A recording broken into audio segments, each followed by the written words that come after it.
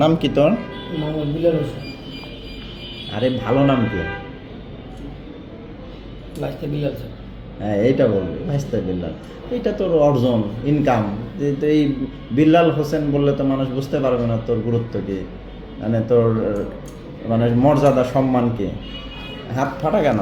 এই স্যার মারছে স্যার। কারা মারছে? পাবলিক মারছে স্যার। হ্যাঁ পাবলিক মারছে। পাবলিকে পিটাইছে। পাবলিকের সাথে সম্পর্ক ভালো না? হ্যাঁ পাবলিকে তো অন্য কাউরে মারে না, তোমারে পিটাইলো কেন? এই কি করছে হাতে? আর তুমি ভাইস্তে বিল্লাল নাম পড়লো কেন বলো এই তো? স্যার মানুষে ডাকে স্যার। কেন? ডাকে স্যার এটা। হ্যাঁ এটা তো আসলে কি কারণে? ডাকে স্যার আমার কাকা আমার, আমি ছোট থেকে আমার কাকার ভাই বন্ধুগুলো থাকতাম বেশি। হ্যাঁ এই গান সবাই বাইস্তা বাইস্তা কয়। আচ্ছা। এই গান নাম করতে স্যার বাইস্তা। কাকা কি করে? আমাকে অটো চালায়। অটো আগে ঢাকা থাকতে তখন সাভার থাকি। অটো চালকের বাড়িতে? অটো চালাকে ভাইস্তে, এই জন্য সবাই ভাইস্তে ডাকে।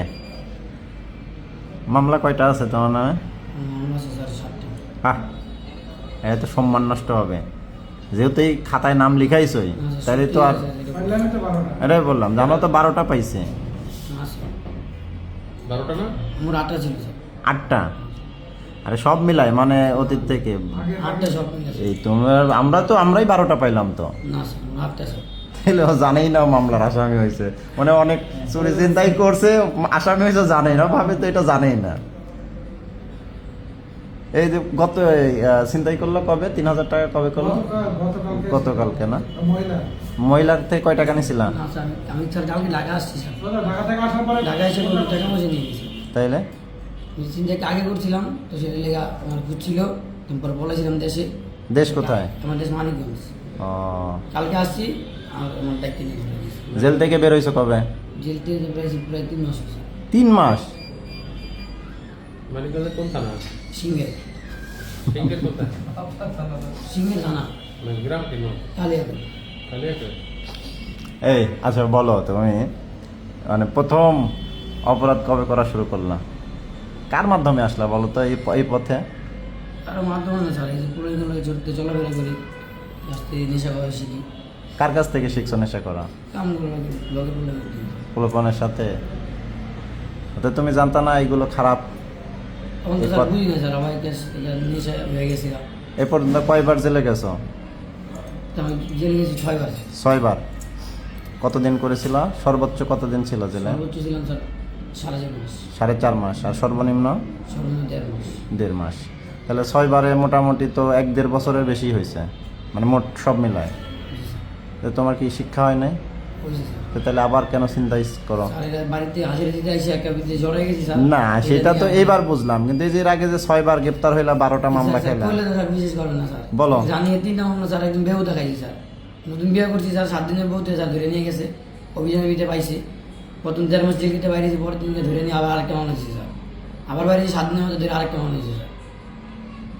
18 দোষ। মানে 3টা মামলা ভুয়া, 9টা মামলা রিয়েল। তাহলে আমি জেল থেকে 6 বার চলে গেছি। মামলা 2টা এবার 2টা মামলা দিয়েছিল। হুম ডিবি তো একটা দিয়েছে, তারপরে যে আমরা তো এই যে ভিডিও দেখলাম পরশু, যে তুমি দল বল নিয়ে একজনের থেকে কি সিনাই নিচ্ছ, ওই যে ভিডিও দিলেন না? হ্যাঁ, ওইটার লেগে আমার ঘুরছে ছিল আদালত। তো কেন এটা তুমি এতবার জেল খাটার পরে, এত মামলা খাওয়ার পরে, এত মায়ের পেট খাওয়ার পরে তুমি কেন আবার এই কাজ করতে গেলা? কবে শিক্ষা হবে? শিক্ষা কবে হবে? স্যার এবারে মনে একটা চান্স দেন স্যার, বড় যাতে 5 সাল দিলে আপনি যা যাচ্ছে জীবন দাও। এইটা তো বারবারই আমরা দেওয়া হচ্ছে তোমাকে। তোমাকে জামিনে আদালত, বিজ্ঞ আদালত তোমাকে ছেড়ে দিচ্ছে এই ভরসাতেই তো যে তুমি ভালো হবা, সমাজে তুমি সুনামের সাথে থাকবা। কিন্তু উল্টা তো তুই তো বেটা উল্টা আরো বেশি ভয়ানক অপরাধী হচ্ছে। তুই গ্রুপ বানাই, তো গ্রুপের সদস্য কয়জন? গ্রুপটা স্যার আমি অবলোকে গিয়েছি স্যার। ওই হইলো কয়জন? গত দিনের ভিডিওতে কতজন ছিল? গতদিন ভিডিও না সেটা, তার আগে ওইটাই তো বললাম যে গত ভিডিওতে কতজন ছিল? ছিলাম 6-7 জন। 6-7 জন। আর এমনি টোটাল কতজন তোদের বন্ধু বান্ধব? আগে বড় গ্রুপ ছিল স্যার, আবার জেলমেল খাটার পর থেকে একজন এক দিকে থাকে। একদিকে টোটাল কত গ্রুপ ছিল?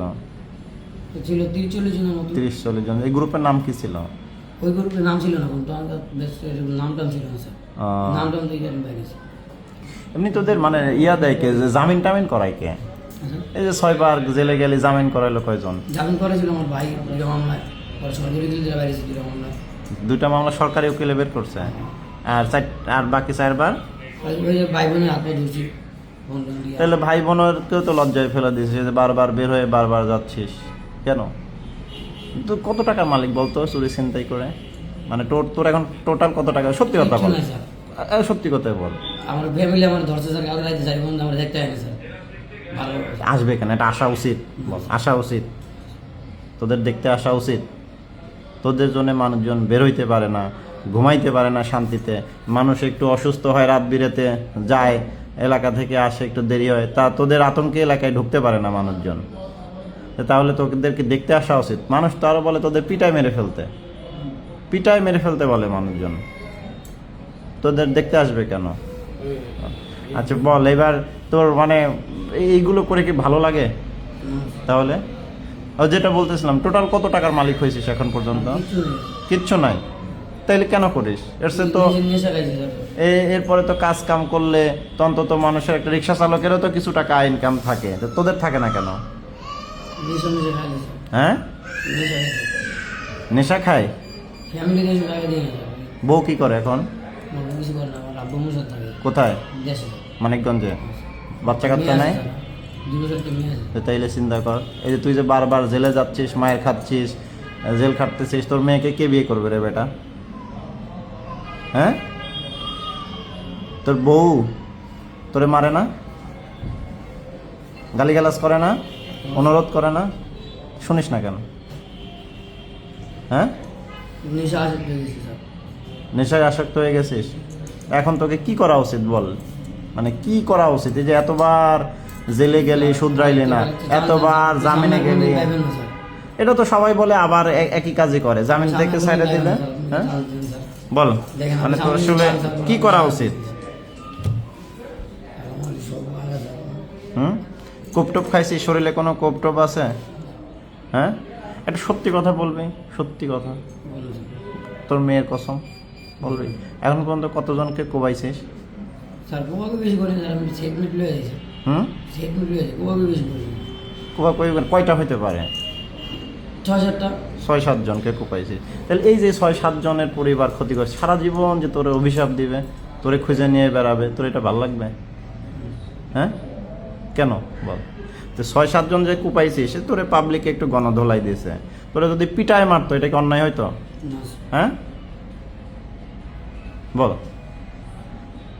তুই 12টা মামলার আসামি, তোর নামে 5টা রানিং ওয়ারেন্ট চলতেছে, তুই আবারও 3 মাস আগে জেল থেকে বের হয়েছিস, বের হয়ে আবারও ছিনতাই করলি কেন রে?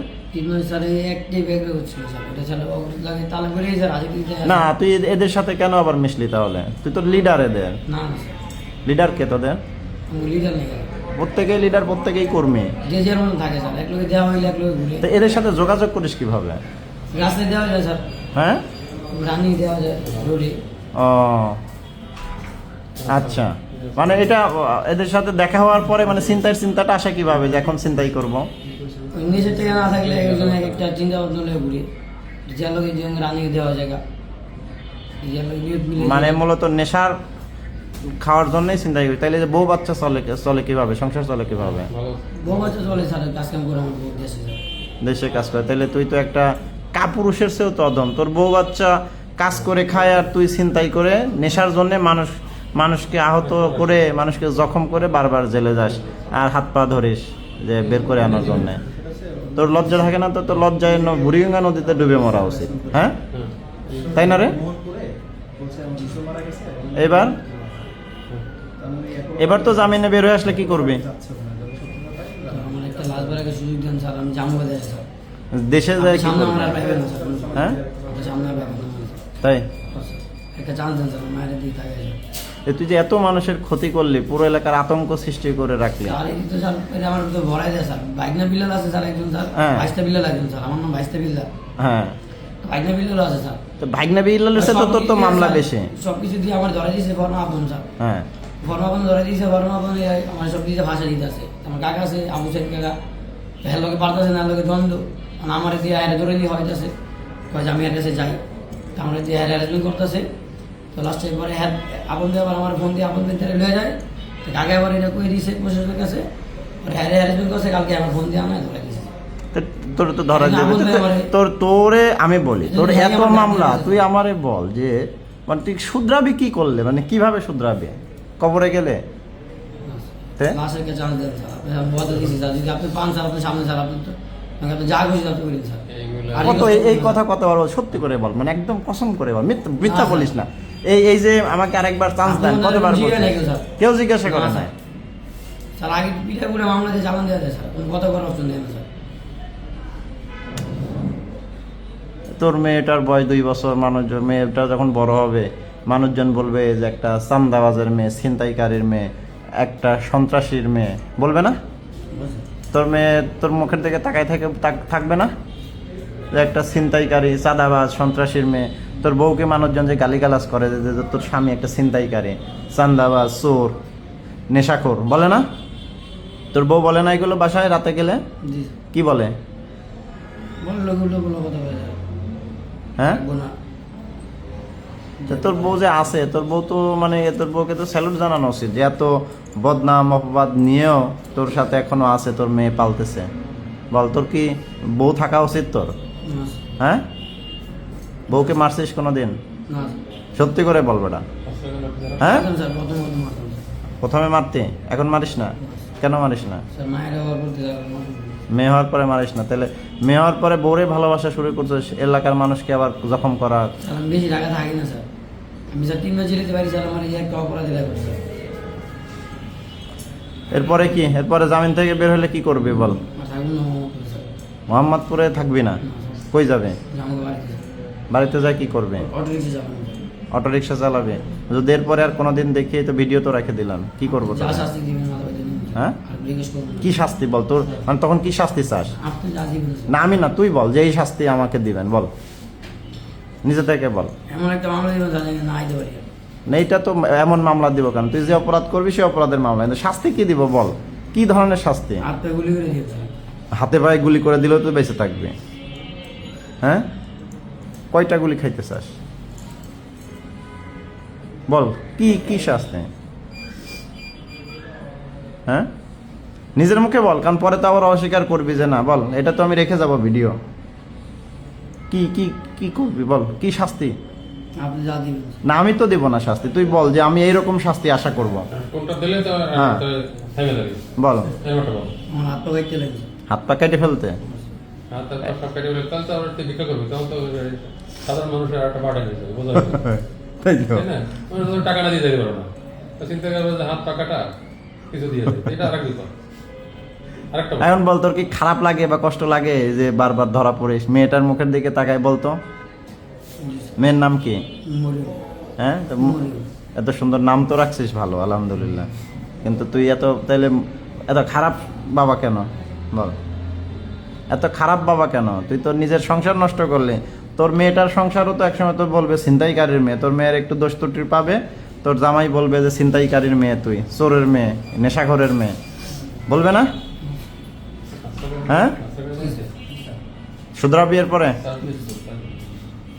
শুধরাবি সত্যি করে বল। লাশের কাছে চান্স দেন স্যার। চান্স তো দিবই, চান্স তো 12বার যখন পাইছিস আবারও পাবি চান্স। দেশের আইনই তোকে চান্স দিবে, সমস্যা তো নাই, বুঝছিস? কিন্তু আইন তো বারবার বোকা হয়ে যায় তোমার কান দিয়ে। এদেশে আবার আসছে। হ্যাঁ, ঠিক আছে, যা ওরা রেখে দেন।